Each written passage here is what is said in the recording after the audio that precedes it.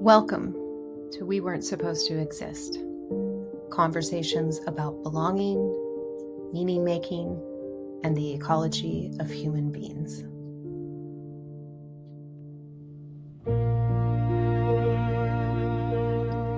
Welcome, everyone. I'm Sher Griffin, founder of the Compassion Collective, doctoral student in transformative social change, cognitive ecologist, and your host of We Weren't Supposed to Exist. As always, this podcast begins with a simple question. What does Gestalt language processing mean to you? Joining me today is Jen McRae. While we first connected through Substack, where we've been quietly orbiting each other's work through comments and restacks, this is actually our first real conversation. Jen is one of those writers whose work doesn't just share ideas, it invites you into a different way of seeing.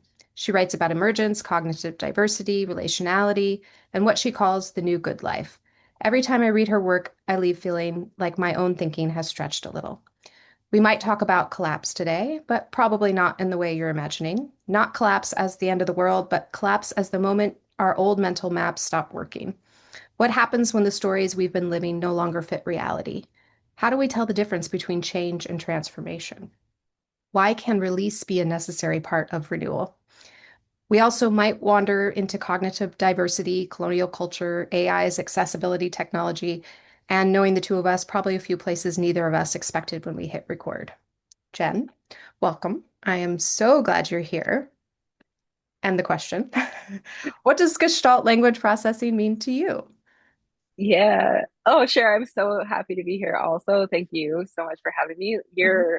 If I might just briefly say before I answer your question, is you were one of the first folks I found when I re-engaged with Substack, and your work just like lit me up from head to toe and made me feel understand myself more as a late diagnosed person and feel like there was a place for me, and our like track of experience echoes so deeply. It almost felt like I was reading someone explaining my life to me from inside my life. It was just incredible. We've had so many similar experiences, especially in like corporate NGO sort of public sector contexts. And so yeah, I'm gonna try not to fangirl you and stuff and try to keep it cool, but Well, it goes both so ways. happy. That's the thing. I'm fangirling with you here too. So, Yeah. Well, thanks again. Um, yeah, your question. So I was listening to your interview with Annalise, is that right? uh-huh. Right before this, and her response prompted me to call my mom while I was walking the dog and listening to you. So her response around it started with how language came so early for her, and and that was part of my story in a way that I didn't even no one around me understood what it meant. They just were like, wow, she's 1 year old and she's talking. Like, so I called my mom to make sure. I'm like, Mom, is it true? Like, am I remembering this right? That I started talking around one and like pretty quickly into full sentences?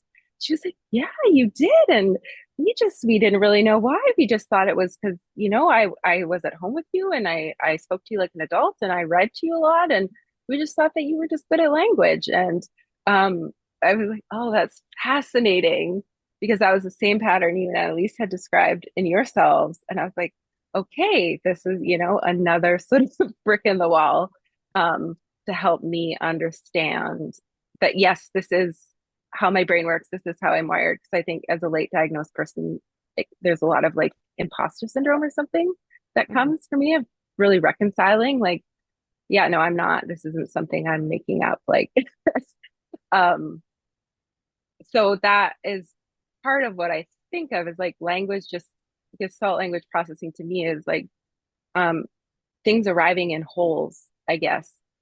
And even starting from that early experience with language of like, you know, barely was I speaking words before there was sentences, like entire thoughts. And that's sort of always how it's been. And I have felt so misunderstood so often because I guess it's like I don't know always how to reverse engineer the whole. So it's like things drop in intuitively as an entire concept. And then how do I get that out of my mind into someone else's? And so I didn't learn about Gestalt language processing till this recent endeavors on Substack in the last 18 months. And the more I learn about it, the more that I am like, holy shit, like this. Finally, I understand my own brain, you know?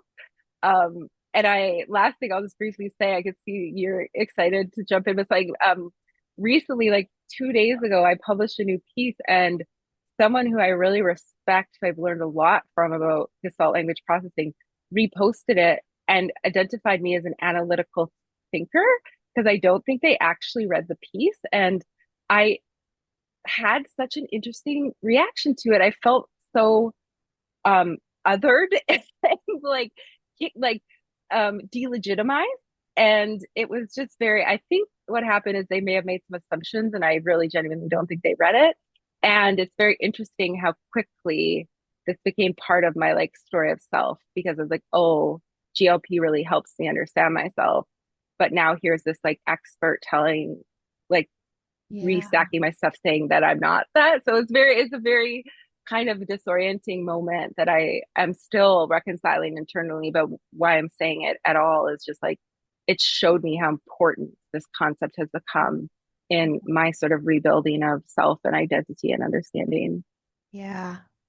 Yeah, that's fascinating. Oh God, there's so many strings I want to pull here. Like, I'm like, I write it down. Um, I do want to talk about the imposter syndrome thing because yes, yeah, that and it still creeps in. It's mostly gone now, but it still creeps in. But I want to I'll come back to that. But that idea of being misread, right? And being misread by somebody who should, in all accounts, not misread you, right? Like that hurts. And so I feel that for you, and I know what that feels like. And I also, as a GLP, I've thought about this piece a lot. Like, it's really hard for me to exclude someone from, or even like pinpoint someone, right? Like, it's really hard for me to, from the outside as an observer, to ever say, this is you or this is not you. Like, I don't feel, and it's just my own personal way of being, but I can't because of the experiences that I've been through of being misread, of being misunderstood, of not of me misunderstanding my own internal reality so deeply and having it overwritten, I like refuse to do that to other people. Like I just cannot do that. Um, I could maybe think like, oh, maybe they're misunderstanding something here, but then it's like curiosity. It's like, ooh, so then what else is happening? Like I'm reading analytical. Maybe they're both. That's like where my mind goes, because there are some of us, we learn, we have to, as GLPs in the world, we have to learn how to translate into a world that is pretty much in straight lines, right? Yeah. And so that's just kind of what came up for me in that area. And then I'll touch back on the imposter syndrome thing. Yeah. It took me a while. I have a kind of a cute little story about this that came later. Like I was diagnosed a little over 3 years ago now. Kind of came to that understanding about a year before, was like, moving through autism, kind of going, no, yes, no, yes, no, no, and but before that, and I recently discovered this about, I don't know, about 6 months ago, I was searching in my journal. Um, 7 years ago, I wrote in my journal one line, oh, fuck, I'm autistic. I don't remember writing it. I know, I know. I don't remember writing it. I never revisited, like I searched autism in my journal again, and I could not find, I have a digital journal, so I can do this. And I could not find the word autism again until I started exploring it before I got my diagnosis. So there was a big chunk of time, like 3.5, 4 years, but I didn't even use the word again. I didn't even write it Mm. down. And I write a lot, so it just got removed from, it was like, nope, not going there yet. So I just find that fascinating. Um, when I think about that imposter syndrome, that's what I think about. I'm like, I intuited this. I didn't, nobody came and told me I was autistic. Nobody, like, I didn't research a ton beforehand, and it just like landed in me. So I don't know. At least that's how I make sense of it for myself. Maybe it's a little woo-woo, but it works. No, I think it's like that spontaneous emergence of what is true, you know? Yeah, Yeah, yeah. definitely. Yeah, emergence. You pulled a word. I'm a big fan of Mhm. the concept of emergence and how it lands in different uh, disciplines or different fields. And I really came to kind of understanding emergence through Adrienne Murray Brown's work, Mm, uh, Emergent Strategy. And I was yeah. learning, I was working towards kind of developing the Compassion Collective and what that meant for me and why I was doing it and all of these, I was going through the whole thing and I was like, I read her book and I was like, oh, that's it. We just let it happen. We just let it happen. We let it happen. And what are your thoughts on emergence and social change and these types of? Yeah. It's oh man, it's such a big and exciting and interesting concept. And I think something that my brain does a lot and can be a struggle and is also a delight is like I'll grab things at the conceptual level. And so I'm not maybe like an academic or understand them in their, the context, the right context that they came from, because there are, more and more I'm studying and learning about and realizing I have been for almost 20 years studying complex system science essentially as like one way of explaining it. And emergence is a very important concept in those fields. But sometimes I feel another imposter syndrome is like, ooh, this is like a loaded term, like when it's in its right academic context, it means such a specific thing. So as just like a disclaimer, uh, to me, emergence means many things, but um I see it as the insofar as there is an objective reality, emergence is one of the processes of that objective reality. And so I really, really, really love panarchy theory. Do you know panarchy? I don't. Oh my gosh. Probably. Okay. So, okay. This will come in full circle, I promise. So the first time I learned about panarchy was from my friend Julian, and we were sitting on a beach, and I can still see him using a stick to draw the sideways infinity symbol on the sand, and it comes out of one of the ecological sciences originally. I think I can't remember, but nonetheless, it's an explanation or a theory of how complex systems essentially emerge and the way in which they develop. And so the when the model is drawn on paper, it's an infinity symbol mapping the four stages of the process being and I'll probably forget, but think of a best way to think of it as like a forest fire or an ecological system where there's this period after where the system is got a lot of spaciousness in it, say like after forest fire, and there's a development phase, and then the system gathers more and more load, where there's like a maturation, and then eventually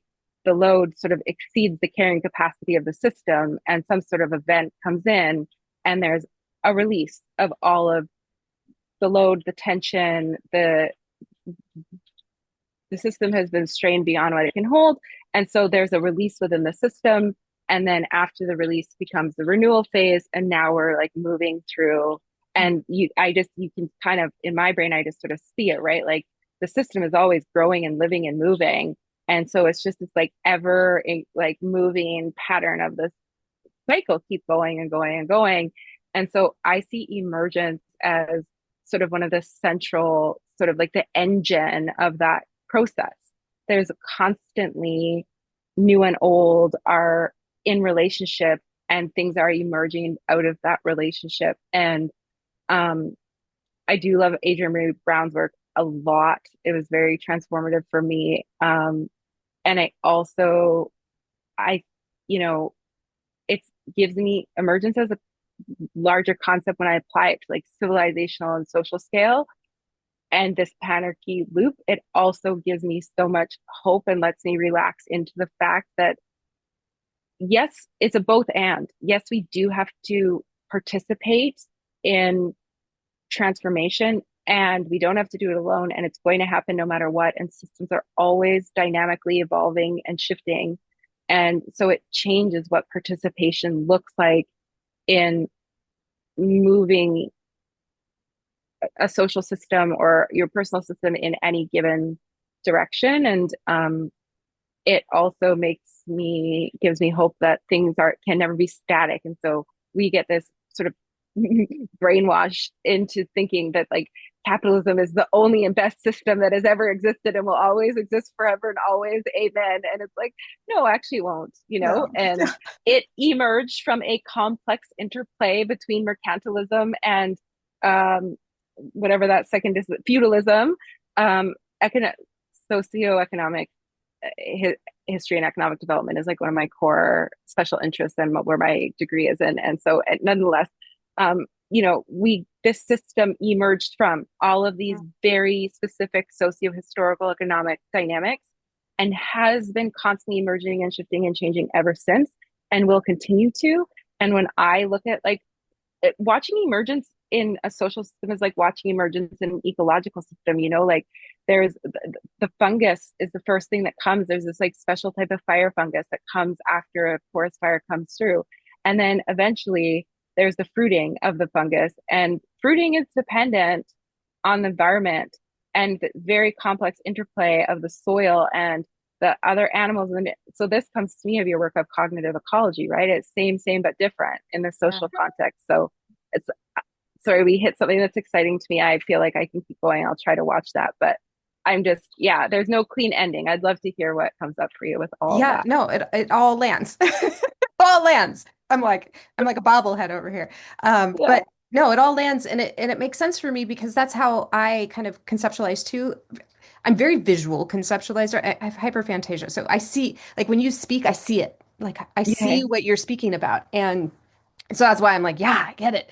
And words are important to me and they mean a lot to me in communication, but there's also something about feeling into and also like and it's seeing is not the right word because it's also a complex system but the conceptualizing of when somebody's speaking to me is how I take in information, right? It's you don't need to give me citations, you don't need to give me even like I can attach this is Gestalt language processing, I think is like I can take what you say and I even if I don't know the discipline or the specific, you know, theory itself, I can lay it on the map that I do have and it Yeah. and it makes sense to me. Does that make sense? And so for me, it's like, yeah, the figure eight. I mean, and we can see that in or the infinity symbol. We see that in a lot of different places, right? We see it in Taoist philosophy. We see it in the yin and the yang. We see it in animism. We see, like it's in all these different places. And so for me, it's like if I'm seeing that fractal, if I'm seeing that in ecological systems theory, we kind of look at it that way as multiple different, nested layers of complexity. And if they're repeating themselves, then it just settles in me differently, right? Like it's like the Mhm. pattern is there, the pattern makes sense. And then that's why I'm like you, I'm just like, yeah, this is normal. This is what's supposed to happen in the world. And sometimes things are scary and we work through them and we participate because that's what humans do. And and we move through it. And so I don't have this like I stay out of politics for the most part, uh, on a larger scale, on a local scale. I'm much more involved, but because I care about my community and I care about the people around me, right? And that's something that I can change, that I can participate in. But on the bigger picture of things, it feels to me very, I don't know where in the dynamic system of this process that's happening right now, at least in the United States. Maybe you have some thoughts on this, but like see, I think of attractor states because I think like splitting and I Mm. think of collapse and I think people misunderstand what collapse means. Collapse like in like the metaphysical sense of it is is not like collapse has a negative connotation, but it's a natural part of the process in order to have new attractors, right? And so when I think of kind of the politics of the black and white politics, right? The left and the right and all these things, I just don't that pattern doesn't match right? It just doesn't match, so it doesn't attract me. Mhm. Does that make sense?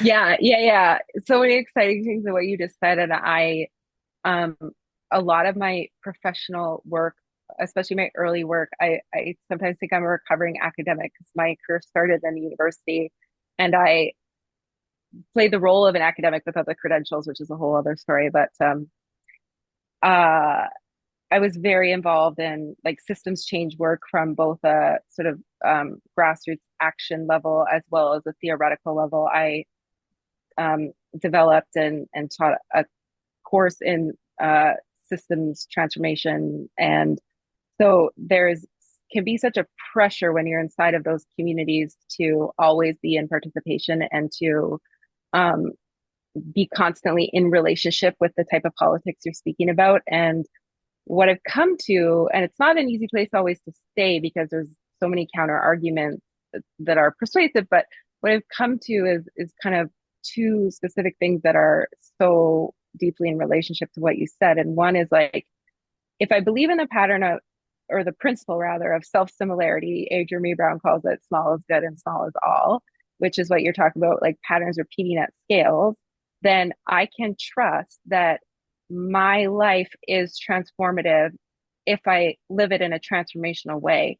And so if I live and work and participate and build community as if the world I desired is already here, that will that will be a contribution towards systems transformation.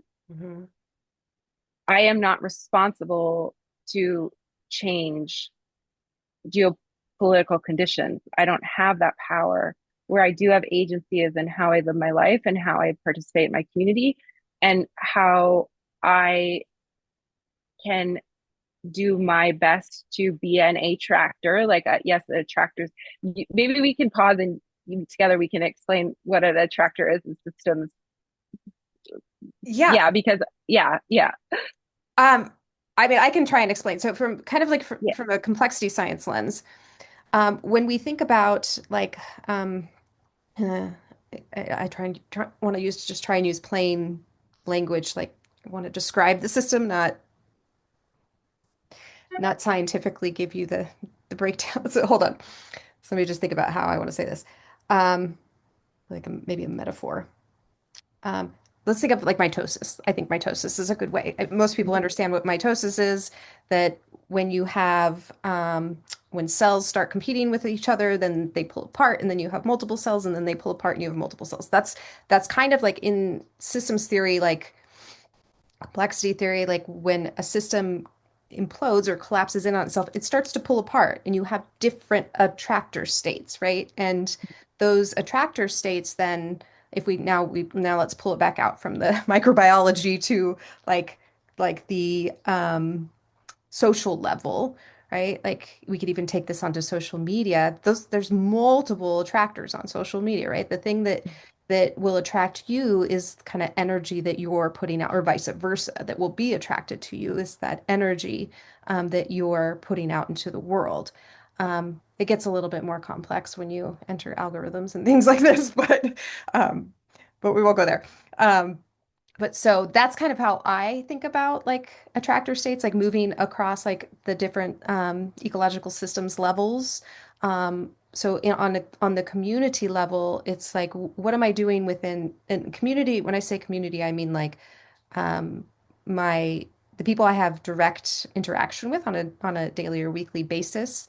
Um, so people that I'm in groups with, podcast guests, my family, my kids, my animals, my garden in my backyard. This is all part of my local community, and I'm always beyond the human, right? Of course, our my ecosystem as far as like um, my local um, uh, land that I participate on and how I'm moving through that as well. I kind of went off on a tangent here. Back to No, I'm with attractor you. I'm with stuff. you. I'm with you. I'm with you. But maybe our listeners might be like, where's she going with this?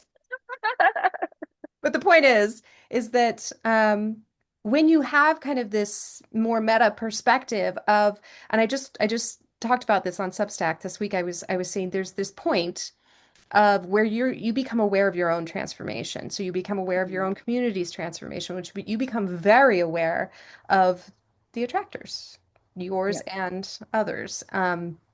And they kind of just that's the emergence piece, right? I think is yeah. that like the people who are coming onto my podcast, I couldn't be more happy. Right? I'm like, well, then something must be happening in this Mhm. space that I'm doing the right way because this is the world that I want to build, right? Like Yeah. this is how I want my children and my grandchildren to to be able to participate in society and community. So that's how I think about attractors. Yeah. Oh, I love all that. You made me think of so many things. I'm like writing them down. So the way I came to understand attractors and rightly or wrongly, and I might be blending up things that don't go together like that, but how I think I remember it was I was at a um an art of hosting training, um, which is a sort of like I guess we'll call it like a facilitation training. I can't remember how big it is, but anyway, here where I live in the Pacific Northwest, it's a lot of people know about it in the sort of professional world I travel in. And one of the things that they teach in the art of hosting training is um, it's sniffin theory. Dave Snowden. So, see, it's a Celtic word. It's hard to say. Nonetheless, it it is a distillation of a certain approach to system science. And one of the things they brought up in the training was they called them strange attractors. So when like in complex systems, you have a strange attractor is like the thing that has such force and gravity that it tips the system into different states or different emergent pathways, is my recollection, rightly or wrongly. And so I guess that fits me very much with how you're explaining it. And so, in a sense, I aspire to live my life like a strange attractor, you know? Mhm. And um, I think that actually creator economy and influencer economy is a perfect distillation of what strange attractors are and what emergence is because, okay, yes, algorithms, we cannot discount them, but putting them aside for a second, what you have are these individual humans who are offering, who are emerging into an ecosystem with something that is so attractive, literally like pulling toward. The creator economy is fascinating to me in this regard, and I don't think it's like not properly understood for what it is aside from all this tech manipulation. But you, the offering is so attractive that it pulls people toward and starts to shape their own becoming. And I think that Mhm. that's like what it is to participate in social transformation at a community scale. And it's the only thing we have agency over. And it's really, we're living, to me, my position is quite clear, take it or leave it, but I believe we're living in collapse. I believe it's already occurring. It's just, it doesn't look like the Hollywood story we got told. I mean, it's starting to, but like in general, it doesn't look like this apocalyptic landscape. It looks a lot different. So we are having trouble identifying. And it's a process that's going to unfold at a time scale that also is unfamiliar. It's much longer. I do think there's these like moments that all of a sudden where there's an acceleration and things become more obvious. And generally speaking, like if you look at say the Soviet Union or something, there was a long, slow, gradual period of deterioration before the Berlin Wall fell and Gorbachev got up and made his statements and all these things, right? Um, One of my favorite historical little stories is like if you stop in the Soviet Union and ask somebody 2 years before the fall of the Berlin Wall, like, is the Soviet Union collapsing? You'd be like, no, what are you talking about? Like, this is just like how life is. And then less than 2 years later, the Soviet Union didn't even exist anymore. And so we get normalized to things. And when collapse occurs as it's occurring and things get more dynamic, more difficult, more challenging, the reality is what you learn is like life is local. Like, yes, we have these digital communities and they're very important, but life occurs locally and your resourcing is probably going to occur, happen locally. Meeting your basic needs is going to be a local experience. Mhm. Your direct relationships are going to have a lot of impact on your life. And so, yes, we do have all this necessary, these huge systems that are churning and creating, they're so deterministic in our lives, and they're not the only thing going on. And how I live my life does matter in how those systems perform, because as more and more strange attractors emerge and more people move toward us and more local emergence occurs, those systems just start to come in on themselves. They can't sustain anymore Mhm. because we are already living the next possible thing. And I see it as like a monoculture fracturing into polycultures. Yeah. And yeah, so Yeah. yeah. I agree with all of that. And it's like I call so there's a writer that I was reading a few years ago, and I will just say there's a both and with his work. Some of it has started to become a little different than maybe the attractor is pulled for me on his work, but his name's Max Borders, and he wrote a book called Underthrow.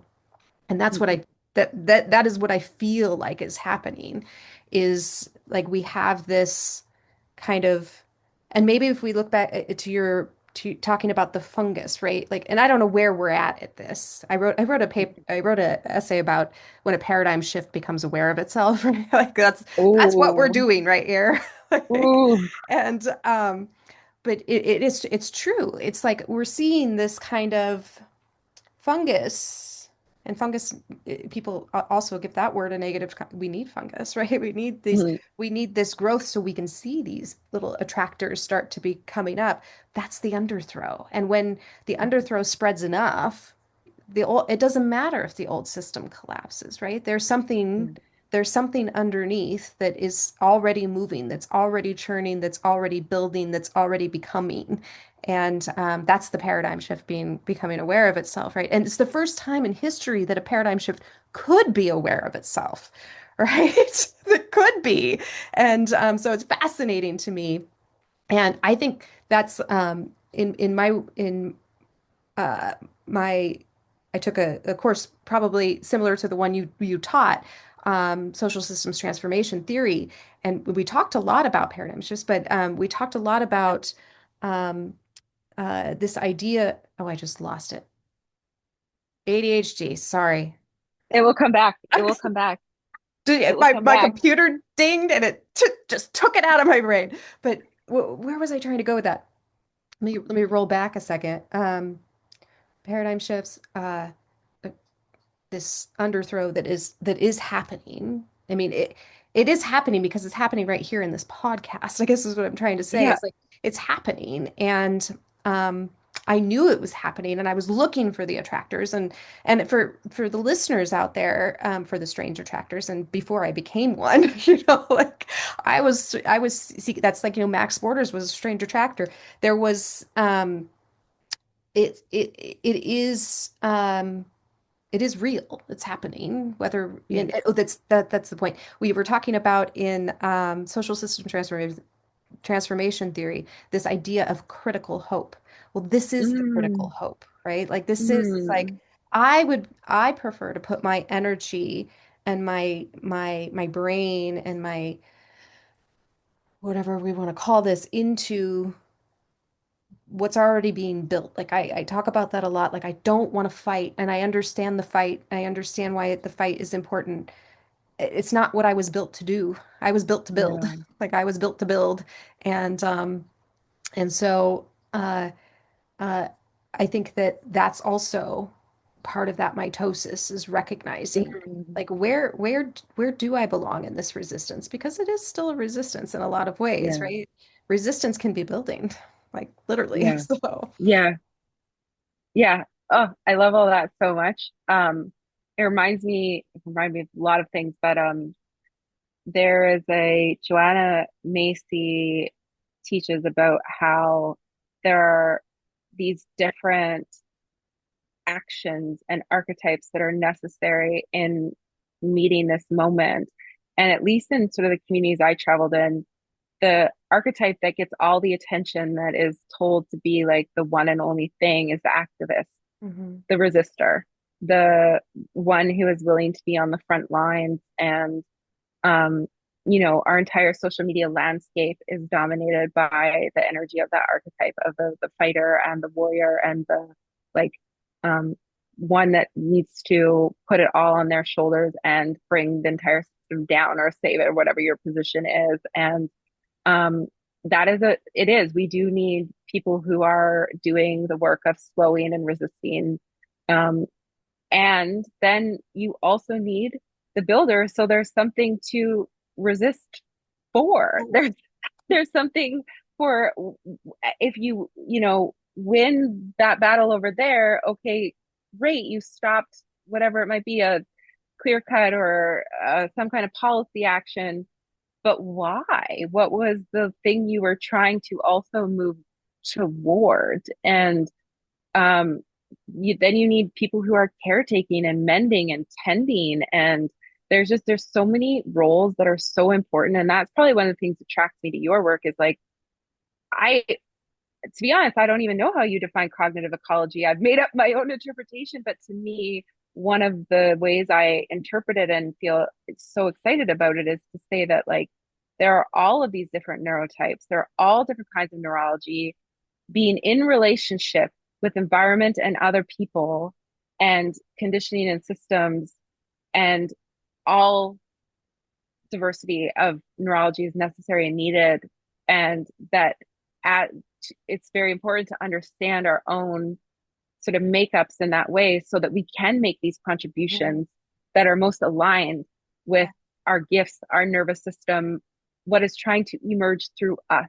And I think that one of the greatest harms of colonization was the separation of peoples from their understanding of the need to allow things to emerge through you, to that you have gifts that are necessary and needed in Mhm. community, all humans have gifts that are needed and necessary, and your work is to develop yours, not to covet and emulate someone else's, which is what neuronormativity did to us. It said it, neuronormativity is just another word for being colonized. Like, it's all about this monoculture, and the monoculture has expressed itself in the domain of neurology and expresses itself in the domain of economics. And Mhm. so we all tried to become this singular thing, when what is most needed and creates the most stability and the most abundance and peace and fruitfulness is diversity. We diversify our stock portfolios. Yeah, So why won't we diversify a fucking boardroom I know. or a community, or like Yeah. Why are we trying to shove the everybody rage? into this narrow pathway of how to be a human? And I'm like, I'm a huge like self-discovery work I mean, and everybody can do it at your own pace, at your own level, through your own doors. Like you don't have to come in my door.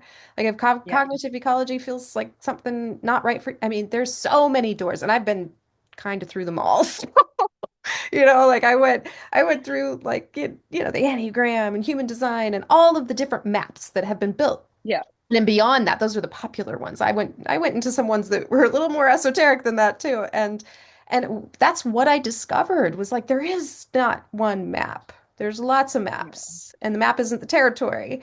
That's kind of what cognitive ecology is saying. It's saying find your map within the territory, right? Like it's like your map isn't going to be mine. Mine isn't going to be yours. Your strengths are going to be different than mine. Your challenges are going to be different than mine because our ecologies are different, are just yeah. fundamentally different. And that is true for even my twin sons have different cognitive ecologies, even Mm. though, they have the same like literally same genetics and these types of things. And that is what my work is meant to do. It's meant to open, it's meant to expand, it's meant to expand your own knowledge of self. And Mm. I don't think that there's any barriers I mean, for if we're talking specifically about autism, and then we get into other, co-occurring challenges, if we're going to get into that frame, because that's one frame, right? That's one. That does still doesn't mean that person can't understand themselves through a different frame of reference, right? Mhm. Somebody who is non-speaking can understand themselves through music. Somebody, Mm. there's so many different levels within your own cognitive ecology that again, like you said, I call it mind colonization, but that neuronormativity, white supremacy, all colonial, I can never say that word. Anyways, you get my point.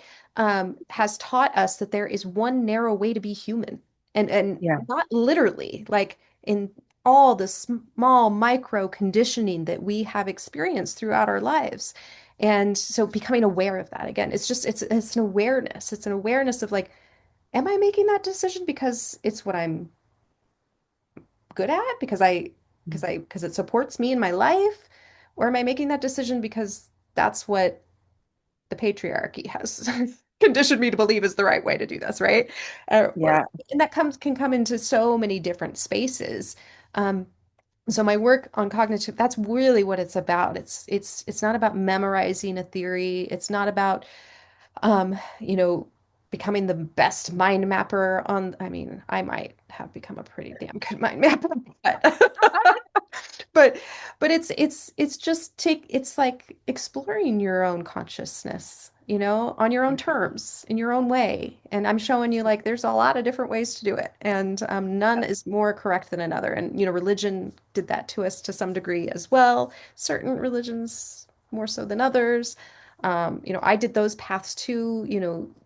There's we have been doing this as a species forever, Mm. forever mapping our own internal realities. Why do you think they drew those pictures on the cave walls? They were saying, I see something, I feel something, let me show you, right? Mm. And so Hmm. that's how I see it. I don't um, I feel like what I've experienced in doing this work is some misunderstandings at times, but which is a lot of them are rightfully so because of that deep conditioning that we've experienced, that when somebody comes up with something novel or something theoretical, the first kind of instinct is to critique it, right? And postmodernism taught us that. So I Yeah. don't blame people. Critique the shit out of my work, please. If it's, like you should be a critical thinker. Um, but it does teach us to find the fault instead of find the path, like I think. Yeah. And that's like I did I've kind of landed into so many different theories and so many different places that um I finally just had to accept that not everything is going to be all perfect ever. Hmm. Like there's Hmm. but I also can't throw the baby out with the bathwater. So I take what works and I leave the rest behind. It's kind of that simple. And what works for me might not work for you. Like Yeah. that's diversity right there. Yeah. Yeah. Sorry. Well, got excited about that one. It's a big one. It's an important one. There's just, again, I think this is going to happen for any conversation we have, is there's so many, like, everything you said sparkled and I was like, oh, I want to go that way. No, um, yeah. I'm going to ask you a question instead of follow any of those particular paths. Um, we both are interested in the difference between change and transformation.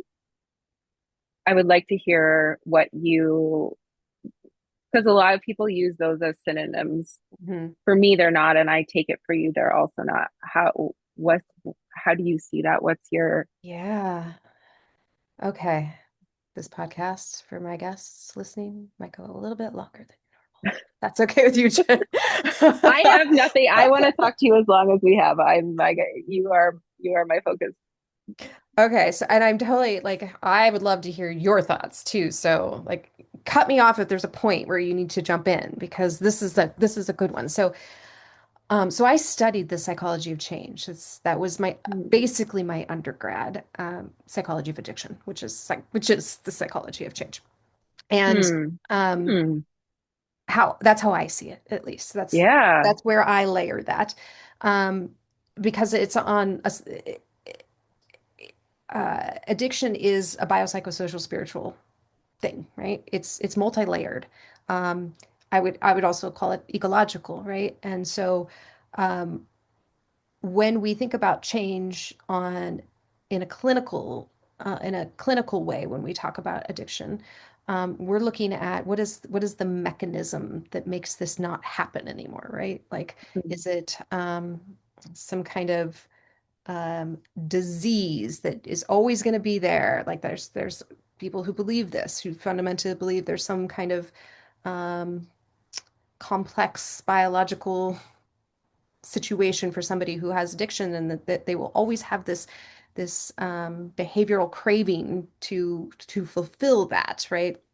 Um, some people believe that it's very spiritual, that it's something missing, it's something that is being unfulfilled and then being fulfilled with something like a substance. And addiction can be mm, anything. It doesn't have to be a substance. Addiction could be work. Addiction could be, and so then the overlap we want to in that clinical space we get into OCD and we get to the other things like where does it begin and where does it end? And so that's kind of how, like, when I think about change, like I think of um, a very linear step-by-step process, right? Like I am going to change the color of my hair. In order to do that, I need to go to the store, buy the hair dye, come home, put it in my hair, wait 35 minutes, wash it, rinse it out. Now I have a new hair color. That's not a transformation. mm, That's a change. I changed my hair color. That was something like, you know, uh, maybe I could use the word like uh, shallow. That's not really the word I'm looking for, but that's what I'm trying to say. It's something that is you can see from the outside, but not from the inside. Transformation is mm, it's the other way, right? Where it's something that you have um, that has changed you.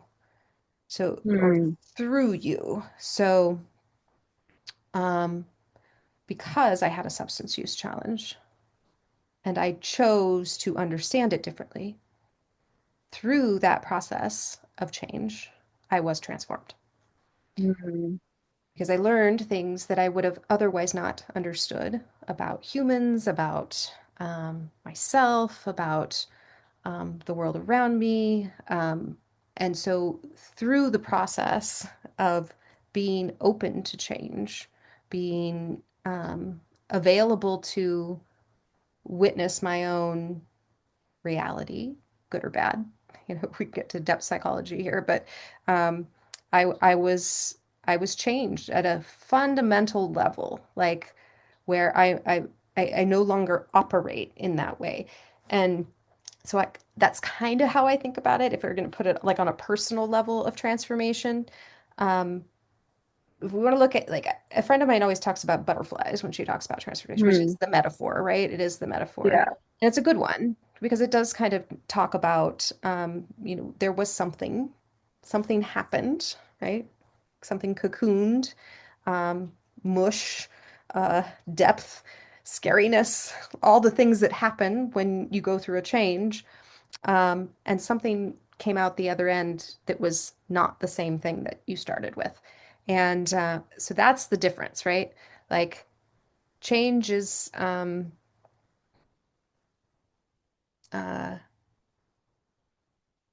something that happens to you, Mm, I think. And then I think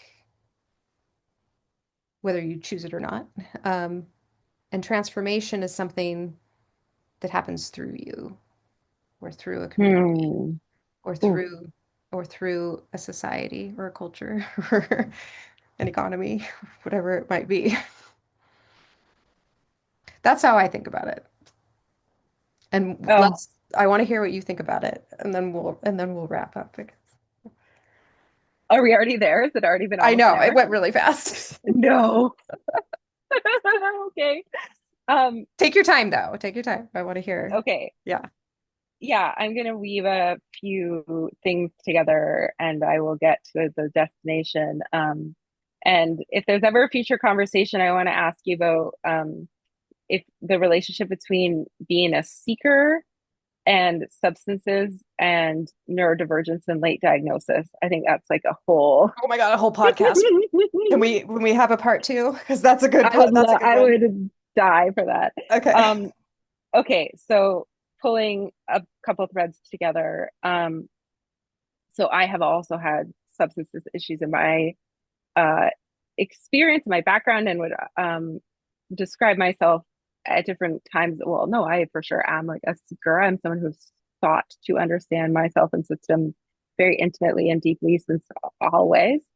Um, I had a chapter where one of the paths I took in the seeking, and a lot of the seeking had to do with relieving pain and trying to figure out like, why am I this way, and why do these patterns keep happening in my life, and feel like I'm smashing my head against the wall. I'm trying so hard, and yet here I am back in this pattern. And so um, one of the longer chapters in my life was using psychedelics therapeutically, and um, I went to Peru twice. One of my best friends still is to this day an ayahuasca.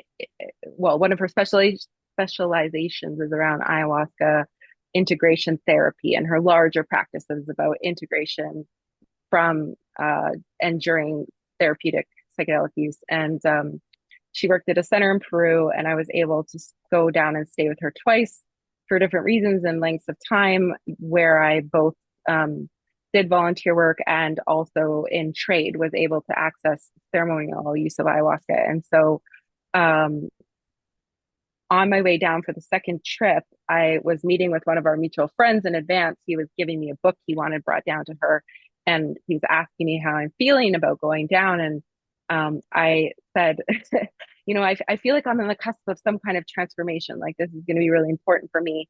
And he is very experienced in using psychedelics for these purposes. And he kind of started cackling, and he's like, Jen, do you know how a butterfly becomes a butterfly? I think so.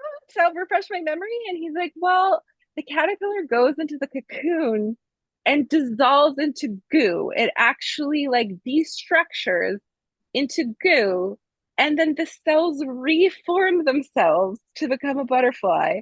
And he's like, I just want you to remember that when you hit that moment where you think you cannot do it and you feel like goo and you are disformed, that this is part of the process and it's a necessary and important part of the process. Mm-hmm. And one of the reasons I'm thrilled that integration has become part of the cultural discourse through largely psychedelic, sort of the resurgence of psychedelics, but also now more generally, is because integration is the process of the cells reforming. That is the difference between change and transformation. And so now I'll get concrete and I bring it around to a model to get more specific. So this past summer, I met this incredible therapist. It was just like a happenstance through friends of a friends at a dinner. And I think probably in this journal somewhere, I still have the drawing, if not this one, my other one. But nonetheless, we got into talking about change and transformation. And he introduced me for the first time ever to Virginia Satir's change model. And it's so awesome. It can be drawn. Um, and basically, it's like a system is in some kind of stable state. And then, so that's kind of like the first pillar of the diagram, be that a self, social system, whatever, state, some kind of stable state. And then a disruption comes in and interrupts the stable state. And I feel like as neurodivergent people, we often are that disruptive force, but that's another conversation.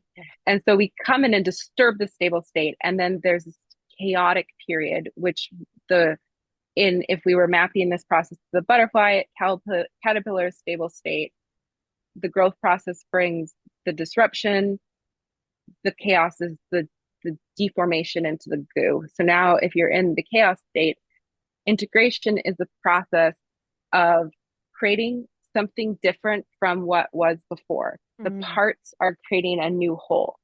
That to me is the process of transformation, is parts integrating themselves into a new and different whole. And change is when the parts reassemble themselves, not integrate, but reassemble themselves back into a general approximation of what they were before. And so another concrete way I say it is like, um, is think of a puzzle. You're looking at a puzzle on a table, and a disruption comes, smashes the puzzle into pieces. The pieces are everywhere. Change is you going and trying to put the puzzle back exactly as it was Mm. before. And when you're done, it generally looks like it did on the box before. Transformation would be to take those puzzle pieces and rearrange them into some kind of gestalt. They're not even in the, but you like something whole and beautiful has been put together with those pieces, but not the picture that was on the box to begin with. And that's what Satir's change model demonstrates. And that's how I differentiate. And that's why I think the process of integration is so necessary and fundamental. And I feel like that's what we're also going through socially is like when I talk about social transformation and say we're in collapse, we're in the chaos period. And some of us are taking the pieces of the monoculture and reintegrating them into polyculture, and the other side, this like incredible divergence of all of these different ways of making a life and making a living and a livelihood and a self. That to me is that's the other side. That's the incredible possibility of what's emerging and becoming. The people that are taking all the fragments of the monoculture and reintegrating them into something else. Change is folks who are like disruption after disruption, 2008 financial crisis. We just tried to put the economy back in the picture on the box, you know? So that's change. And that's why the system keeps disruption after disruption. We're not learning the lesson of integrating into the new that's trying to emerge. We're trying to force, we're just, all we're doing is doing change. We're trying to force it back in the way it was. So that's roughly, I think we're on the same page with different words about Yeah, we're totally on the same page that. with different words. I agree with all that. Yeah. Gosh, I'd love to have another conversation just because this one we could talk about all kinds of things because I've also had some beautiful um, experiences with um, therapeutic psychedelics and um, integration was absolutely the key. And I worry that maybe some of our younger generations aren't being offered access to integration. So Mhm. that concerns me. But uh, but on beyond that, beyond psychedelics, beyond mm, other ways in which humans seek whatever they're seeking, um, uh, these happen spontaneously as well, and that's where I think we take it, you know, when these spontaneous disruptions happen internally, or spontaneous disruptions happen in community, or spontaneous disruptions happen in society, and we don't have ways to repair that or to integrate, to put the puzzle back together in a way that works better, right? Because the way the puzzle wasn't working, and otherwise we wouldn't have had the disruption, right? And so I think about this stuff constantly. Yeah, this is where my brain is all the time is um when I'm doing my own systems work, whether that's my own literal intrapersonal systems work or um other work that I'm doing in regard to community and how I want to contribute my gifts to the world. I think about these things constantly and the feedback loops and the mechanisms of, how do we make that integration happen on like a community like I've been going down this rabbit hole of like um recognizing the disruptions that I've had, and we're both in the Pacific Northwest, so with some of our social systems that are Mhm. currently are going to continue to be disrupted. And Mhm. that's kind of, I think, where a big part of my heart is knowing that they weren't really working to begin with. Yeah. And now we're having these disruptions. The people inside these spaces haven't been taught how to integrate. So they're not, like no bad people, just don't have the tools. And so it's like I talk about being a bridge person, or I call it an ecotone, that liminal space between the old and the new, or two different types of ecosystems, right? Which is kind of what, like, we have these old systems that are changing for better or worse, but Mm. can we transform? And that's where we're going to see like the lasting change that sustains our communities instead of continuously disrupting our communities. Because um, end all be all, the disruption lands hardest on those that are already on the floor. So Yeah. that's why I get concerned. Yeah. But this was an amazing conversation, and yeah, I think we could just talk all day. But I think we'll schedule again if you're down for that. I shouldn't Oh, I just. would. No, yes, I'd be very excited. This has been so fun and exciting. I would absolutely love a second conversation. Yeah, me too. It was great. Well, thank you, Yeah. and thank you everybody, all of our listeners. That always feels weird to me, like I'm talking to the ether or something. But and then I always like, how do I end this? Peace out. Okay, we're done.